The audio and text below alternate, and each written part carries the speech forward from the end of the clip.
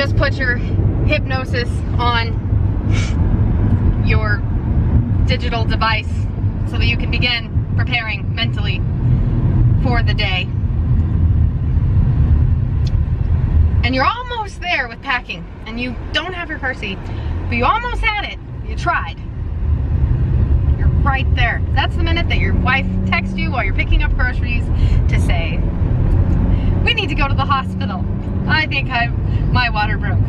So, yeah, there's almost a bag packed. Almost a diaper bag packed.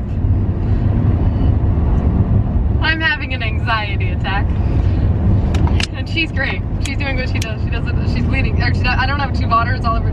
I just don't know. Yeah, so my water broke, if you guys did not pick up on that. What is today?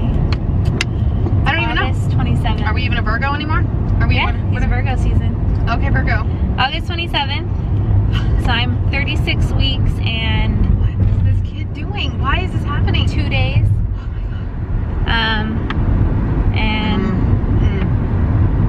Yeah, so just started leaking some water, or amniotic fluid, or whatever it is. A little bit of pinkish tint. No contractions yet. Does that mean something bad? Pinkish tint? I can't remember. I think that's fine.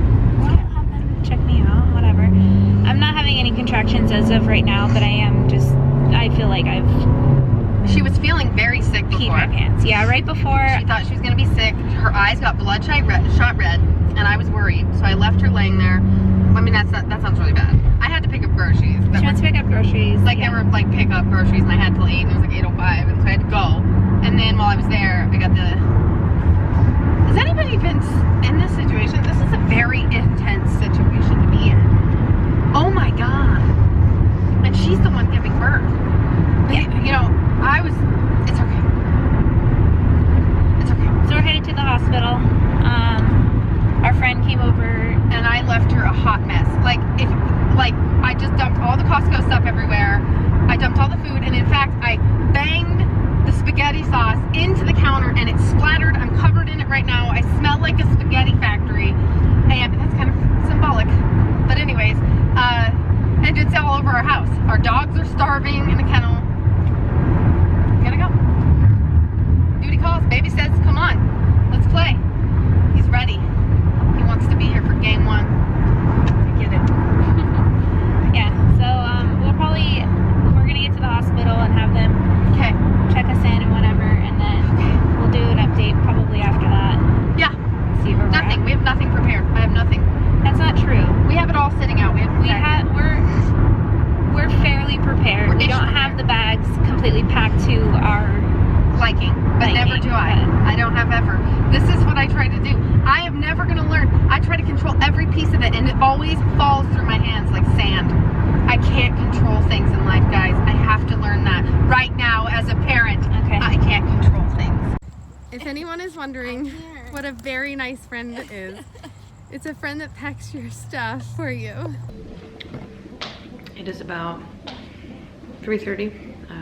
We've been moved to a new room because the other room had a scorpion, and there was a bug in her bed. I noticed it when she was about to get in the bed. And she was just checked, and she was at a 3 and almost 100% effaced, and she's killing the game, guys. Like, what a powerful woman I'm married to. Like, she's handling this like a champ. I'm over here needing Coke, and not cocaine, just like caffeine. But we're really excited to meet the baby boy. Yeah. That's the update.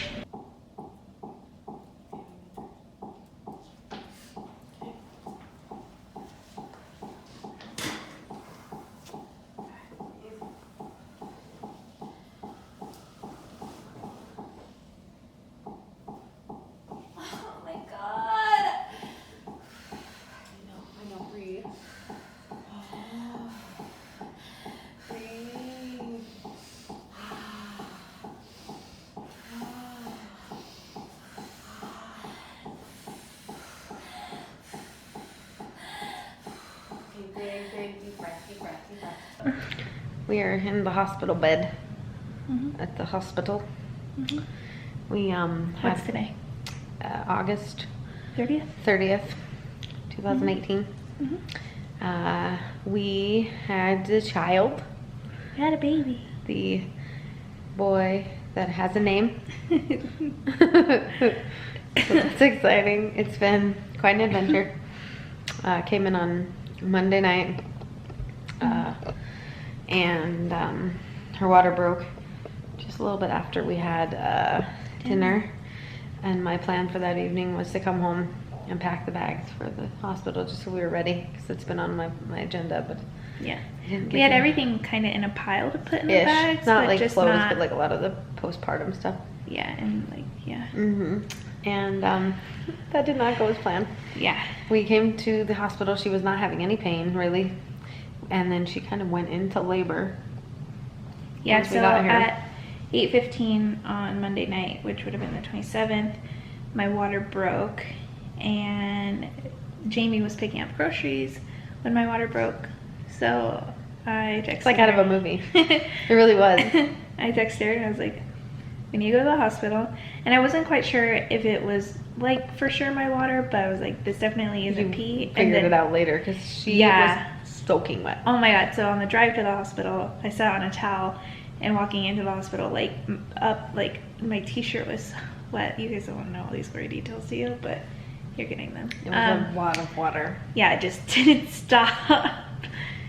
And so then kind of went into labor. Well, I don't know, like when the contractions really started. It was like not. It was like pretty much like 9, like very little contraction. Yeah, very little. And the thing about it is the contraction though, she was feeling them enough to where there wasn't like a way to sleep. Yeah. It's not like she could rest through them. They weren't horrible, but she needed like rubbing of the back or. I had a lot of back labor, like lower back labor. So a lot of the contractions I felt in my lower back. And one thing that really helped was having Jamie, or our friend Amy, when Jamie couldn't, push on my back. And at certain points, the pain got so bad that I got sick to my stomach a few times. I don't do well with that. Jamie doesn't do well with that. And so she'd be like in horrific pain, and I would just be like, I'm gonna go, and I'd run out of the room. Yeah. So that was stupid. But I ended up taking Zofran for that, just to calm the nausea. Through the IV, which was very good. Because I couldn't eat I think I would have food missed or the birth anything. because you would have thrown up during pushing. I would have definitely thrown up during pushing. But that was pretty much, that was the only medication I took, right? Yeah. And then afterward they had to do. Yeah. So. Yeah. Well. I accomplished my goal of, like, no epidural, no pain medication. People were doubting her, and like every time a nurse would come in and be like, okay, so we could do Pitocin to help speed it up. She'd be like, I'm speed it right now. And then the lady goes, just so you know, like, I'm just a little concerned, and I'm just being honest. You're at 5 centimeters, and you're already kind of at your peak in handling the pain. And you know, I'm just a little concerned that how you're gonna handle it. And then she just would belly up to them, just be like, I'm gonna handle it. Yeah. So you just proved everyone wrong. There was one point where I was like, oh my god, I'm in so much pain. I asked the nurse, I was like, what do I do? And she's like, well, I can give you an epidural. And I was like, no, it's fine. So no epidural, no Pitocin, Zofran for anti-nausea, which if you guys remember at one point during pregnancy, the nausea got so bad that we actually resorted to the dissolvable Zofran. Yeah. And then what time did I start pushing? Like 5:30 p.m. on Tuesday night.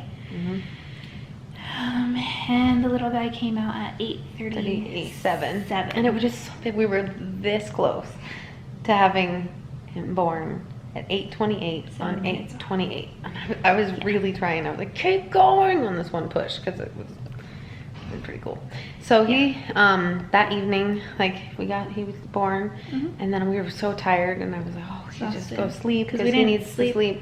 That's not the day before too, I worked at 6 a.m. So I worked the day that my water broke. I worked at 6 a.m. and then we were running around, running errands. Yeah, no nap.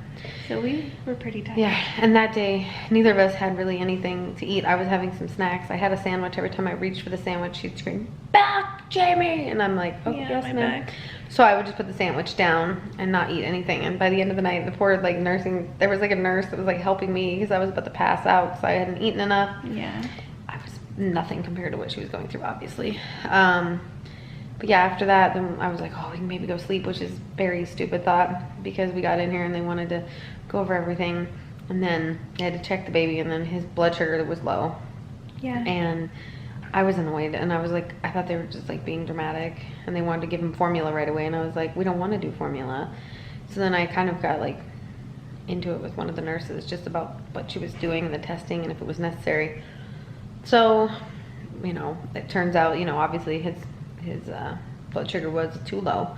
So they did admit him. Which is common for babies who are born before 37 weeks. Yeah, and so. And he was born at 36 weeks and 3 days.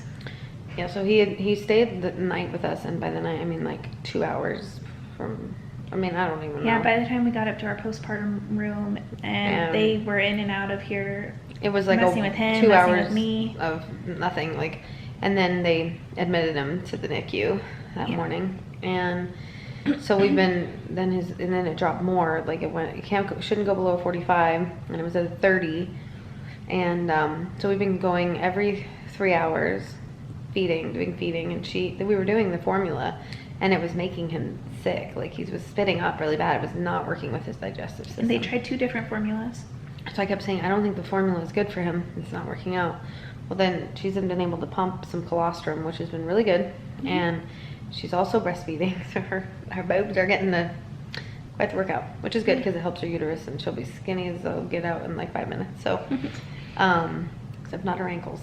Oh my gosh, guys, I have kinkles. That was crazy. Yeah, we're sad that he's been down there, but we've made it work, and we've gotten, I try not to summarize it, but it's just like, it's hard not to summarize, like, you know, the total amount of sleep we've gotten, because it's interesting to me that we're still functioning? Yeah. Functional, is that a word? Because we've been in here, how many hours? 72, it was 84 hours. Mm-hmm. Is that right? It's 48, 72, 24, so more than that, 96 hours. In the past 96 hours, we've gotten 8 hours of sleep. That's crazy. Yeah, and it doesn't even really feel like that. It came at 3 hours in the middle of the night last night, 1 hour right after nap after that, and then we had 2 1-hour naps the night before. Yeah. It's crazy. Yesterday it felt like a lot more. I'm starting to feel it again, but it's just. Been running around. Yeah, I have been running around. I had to work today, and then I went home and got more clothes because we didn't know that we were going to be staying the extra night, and we actually aren't staying the extra night because they don't have room for us, but our baby's still here, so I have to rent a hotel room. We did stay an extra night though, because our plan was that's right. Because after we were just going to stay the first night after delivery, right. And then we stayed one extra, home. And then since he's down in the NICU, we stayed extra, and we still have to. We're a 30-minute drive. There's no way with the 3 hours time. There's not 3 hours between. It's 3 hours from one feeding to the other. The feedings are taking about an hour. Then she has to pump. So we have to get somewhere close. So the feedings are actually they're a little bit faster. A little bit faster because he's really good about latching, and then we're not doing the formula supplement anymore, so we don't have to worry about him getting the bottle and the burping and getting sick. So the feedings are not taking as long, but that's good. The bonding time, you know, to be down there and just, you know, because we don't have him right next to us. So yeah. I had dinner. Oh, we got a celebration dinner. It was cute. I'm sure it was a $500 meal that we'll pay for on a later time on a payment plan with our meeting our maximum deductible. Jamie keeps saying, like, I saved us money by doing. And she was like, no medicine, no nothing. And then the baby's like, I'll take all of the medicine and all of the treatment. Get every nurse, have them help me. I'll charge. He's actually really sweet. He's so nice. You'll like him a lot. That was how it's been, pretty much. For the first 2 days of his life, this is what we've been doing. Yeah. Eating or feeding him, doing things. Yeah. Exhausted. It's hard. I like really, you know, because I think it's looking like he's not going to spend much time in the NICU, and I really just have to give props to parents whose kids are in the NICU. It's really difficult. It's hard. It just sucks. Like, It is, and like for me, like from an outside perspective, like I'm not the one who carried him, so I'm sure it's much harder for you because you're used to having him. Are you crying? Yeah. Oh, honey. I'm sorry. This might be those hormones. She hasn't cried at all. Are you just pretending you're okay? No, I'm okay. Sometimes I just cry. Like, I don't know. Look at me. I'm not mess. Well, you haven't cried yet, so I don't really know what to do right now. Maybe sometimes. When do you do this? You've been doing it this whole time? You've been hiding from me? Well, usually I can control it. When do you cry? When you say bye to the baby? Yeah, well, just sometimes, like when I'm down there, like nursing him and stuff. You just cry?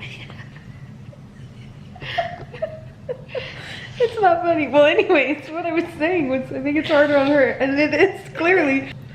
I don't know. Man. Hi. How are you guys doing? Good.